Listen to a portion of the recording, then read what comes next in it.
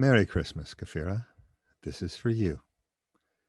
The Raven by Edgar Allan Poe. Once upon a midnight dreary, while I pondered, weak and weary, over many quaint and curious volume of forgotten lore, while I nodded, nearly napping, suddenly there came a tapping, as if someone gently rapping at my chamber door. "'Tis some visitor," I muttered, "tapping at my chamber door. Only this, and nothing more." Ah, distinctly I remember it was in the bleak December, and each separate dying ember wrought its ghost upon the floor. Eagerly I wished the morrow. Vainly I had thought to borrow from my books surcease of sorrow, sorrow for the lost Lenore, for the rare and radiant maiden whom the angels named Lenore, nameless here forevermore. And the silken, sad, uncertain rustling of each purple curtain thrilled me, filled me with fantastic terrors never felt before. So that now, to still the beating of my heart, I stood repeating, "'Tis some visitor entreating entrance at my chamber door, some late visitor entreating entrance at my chamber door. That it is, and nothing more." Presently my soul grew stronger, hesitating then no longer. "Sir," said I, "or madam, truly your forgiveness I implore. But the fact is I was napping, and so gently you came rapping, and so faintly you came tapping at my chamber door, that I scarce was sure I heard you." Here I opened wide the door. Darkness there, and nothing more. Deep into that darkness peering, long I stood there wondering, fearing, doubting, dreaming dreams no mortal ever dared to dream before. But the silence was unbroken, and the stillness gave no token, and the only word there spoken was the whispered word, "Lenore?" This I whispered, and an echo murmured back the word, "Lenore." Merely this, and nothing more. Back into the chamber turning, all my soul within me burning, soon I heard again a tapping, somewhere louder than before. "Surely," said I, "surely that is something at my window lattice. Let me see then what thereat is, and this mystery explore. Let my heart be still a moment, and this mystery explore. 'Tis the wind, and nothing more." Open there I flung the shutter, when with many a flirt and stutter in there stepped a stately raven of the saintly days of yore.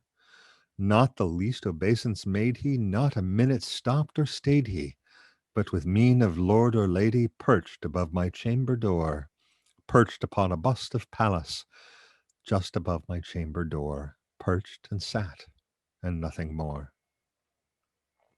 Then this ebony bird beguiling my sad fancy into smiling, by the grave and stern decorum of the countenance it wore, "Though thy crest be shorn and shaven, thou," I said, "art sure no raven, ghastly grim and ancient raven, wandering from the nightly shore. Tell me what thy lordly name is on this night's Plutonian shore." Quoth the raven, "Nevermore." Much I marvelled this ungainly fowl to hear discourse so plainly, though its answer little meaning, little relevancy bore. For we cannot help agreeing that no living human being ere yet was blessed, seeing bird above his chamber door, bird or beast upon the sculptured bust above his chamber bore, with such name as Nevermore.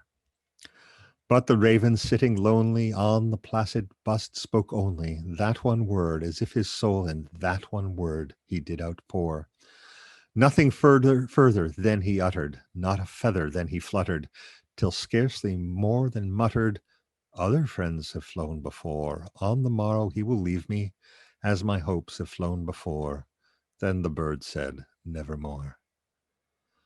Startled at the stillness broken by reply so aptly spoken, "Doubtless," said I, "what it utters is its only stock and store, caught from some unhappy master, of whom unmerciful disaster followed fast and followed faster, till his songs one burden bore, till the dirges of his hope that melancholy burden bore, of never, nevermore." But the raven still beguiling my sad fancy into smiling, straight I wheeled a cushioned seat in front of bird and bust and door. Then upon the velvet sinking, I betook myself to linking fancy unto fancy, thinking what this ominous bird of yore, what this grim, ungainly, ghastly, gaunt, and ominous bird of yore meant in croaking nevermore. This I sat engaged in guessing, but no syllable expressing to the fowl whose fiery eyes now burned into my bosom's core.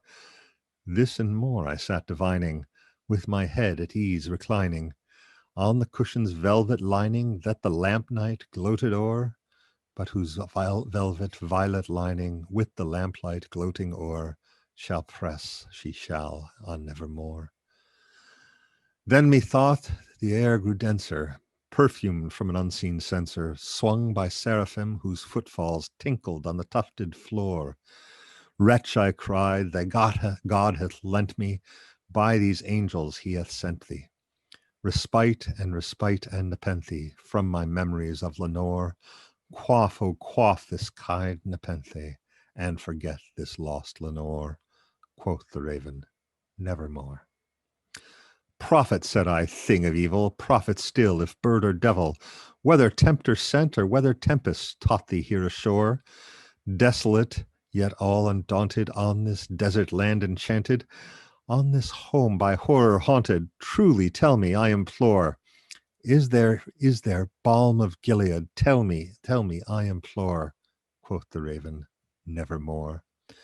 Prophet, I said, thing of evil, prophet still, if bird or devil, by heaven that binds above us, by that God we both adore, tell this soul with sorrow laden, if within this distant Aidenn it shall clasp a sainted maiden whom the angels name Lenore, clasp a rare and radiant angel, clasp a rare and radiant maiden whom the angels name Lenore. Quoth the raven, nevermore. Be that word our sign in parting, bird or feed, I shrieked upstarting. Get thee back into the tempest and the night's Plutonian shore. Leave no black plume as a token of that lie thy soul hath spoken. Leave my loneliness unbroken. Quit the bust above my door. Take thy beak from out my heart, and take thy form from off my door. Quoth the raven, nevermore. And the raven, never flitting, still is sitting on the pallid bust of Pallas just above my chamber door. And his eyes have all the seeming of a demon's that is dreaming, and the lamplight o'er him streaming throws his shadow on the floor, and my soul from out that shadow lies floating on the floor, shall be lifted nevermore. Merry Christmas.